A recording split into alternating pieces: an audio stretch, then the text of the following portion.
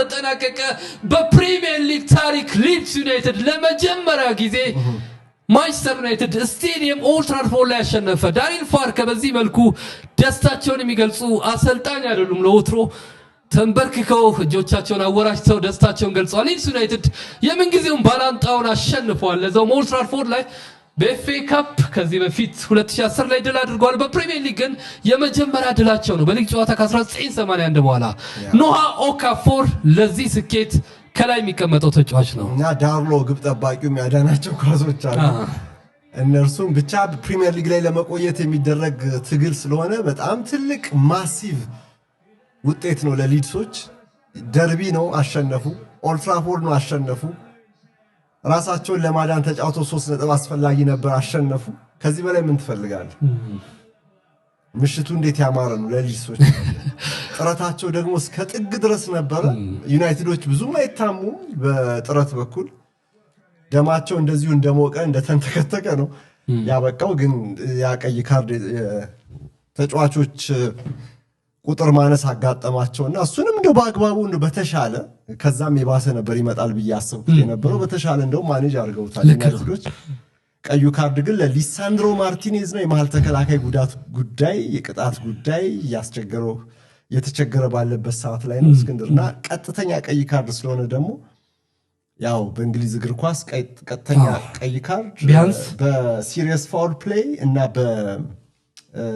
በቫዮለንት ኮንዳክት በሚለው 3 ጨዋታ ነው የሚቀጣው ስለዚህ ከቼልሲ ጋር አዌይ ከብሬንትፈርድ ጋር ሆም እና ከሊቨርፑል ጋር እዚህ ኦልድ ትራፎርድ ላይ ሆም እነዚህ 3 ጨዋታዎች ያመልጡታል ማለት ነው ሊሳንድሮ ማርቲኔዝ እና ተጫዋቾች እየተጎዱ እየተቀጡ በሳሳበት ሰዓት ላይ ሴንተር ባኩ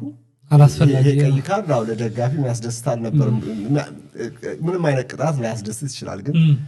ደጋፊውን የሚያስጨንቅ ነበር ግን ከቀይ ካርድ በኋላ ዩናይትድ ድክመቱን እንዳለ ይዞ በተቻለ መጠን ድክመቱን ለመጠጋገን እየሞከረም ያጠቃም ተጫውቷል በእርጀንሲም ተጫውቷል ወዲያውኑ የካሴሚሮን ጎል ያገኘውም ለዚህ ነው ግን ፍልሚያው ግን በጣም ከባድ ነበር ቀድሞ ስለተቆጠረባቸው ያቻነቷን ጎል ለማግኘት ያደረጉት ጥረት ሁሉ ውጤት አላመጣላቸው ለሊድሶች ግን ከፍ ያለ አድናቆት ይገባል በትክክል ማይክል ካሪክ ከመጣስቶ 5 ጨዋታዎች ከዛሬ በፊት ኦልድ ትራፎርድ ላይ ሁሉንም አሸንፏል 100% ነበር ሪካርዶ ዛሬ ተሸንፏል ሁለተኛ ሽፈቱ ነው ከዚህ በፊት ከሜዳ ውጪ ኒውካስል ዩናይትድ አስተላለፉ ተቀይሯል 4 ቅያሬ አስተላለፉ በአስገዳጁ ነው 3ቱ አስገዳጅ እንጂ እነዛ ተጫዋቾች ሁሉ ጉዳት ባይኖርባቸው ቅጣት ባይኖርባቸው ያው አስተላለፍ ነበር የሚቀጥል የነበረው ለምን አትልም በቂ ረፍት ጊዜ አለ አንድ ውድድር ላይ ነው የሚሳተፉት እና ውጤቱ ደግሞ ጥሩ ሆኗል ከጅምሩ ያስተላለፍ ነው ያስተላለፍ በሴንተር ባክ በመስመር ተከላካይ በመስመር ተከላካይ በዚህ ዝብርቅርቅ ሲል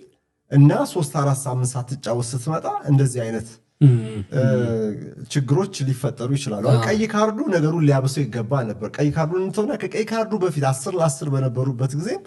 ዩናይትድ ደጋግሜ እንዳልኩት እኔ አማካይ ክፍል ላይ ችግሮች ነበሩ የኮንትሮል ችግር ነበረበት ሊድሶች በበለጠ የሚሮጡበት ስፔስ ነበራቸው መሃል ሜዳ ላይ ቢልድ አፓቸው ወደ ሙሉ ማጥቃት የሚቀይሩበት ስፔስ ነበራቸው ኮንትሮል ኮምፓክትነስ አንሶት ነበር ዩናይትድ ቀይ ካርድ ከተመዘዘ በኋላ ደግሞ ነገሩ ይብሳል ብዬ ነበር ግን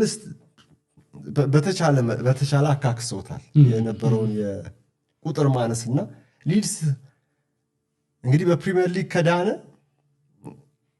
ማይረሳ ቀን ነው ማንቸስተር ዩናይትድን አሸንፎ ነው የዳነው የሚለው ዜና ለኦልድ ትራፎርድ ደጋፊዎች የማይዋጥ የማይጥም መራራ ግን በቃ ለእነርሱ ግን ዌልደም ታግለዋል ከመጀመሪያው ደቂቃ ጀምሮ ነው ሙከራ ሲሞክሩ የነበረው በጣም እንዲያውም ማርቲኔዝ በቀይ ከወጣ በኋላ ሊድሶች መረጋጋት ቢኖራቸው ነው የዩናይትድ ክፍት ቦታዎች ብዙ ነበሩ በደንብ መጠቀም ይችሉ ነበር ግን አይ ቲንክ ኦቨር አምቢሽስ ሆኑ መሰለኝ አምቢሽናቸው እንዳለ ሆኖ ግን ከልክ በላይ ራሳቸውን ገፉትና ሩጫ ችኮላ ጥድፊያ ነበርና ያ ደግሞ ለጎል አላደረሳቸውም በቃ የኦካፎር 2 ጎሎች ከዛው እሱ ተቀይሮ ወጣ አለቀ ግን ሙከራዎች ነበሩ ሙከራዎቹ ጎል መሆን የሚችሉ ሆነው እድሎቹ ግን ደግሞ ግብ ጠባቂዎቹ ፊት ለፊት የተመቱ በሁለቱም በኩል ነበሩ የካልቨርት ሌዊን ያችን ኳስ የማዳን ጉዳይ ጎል መስመር ላይ ያወጣት ኳስ ሊድስ ዛሬ አሸነፈው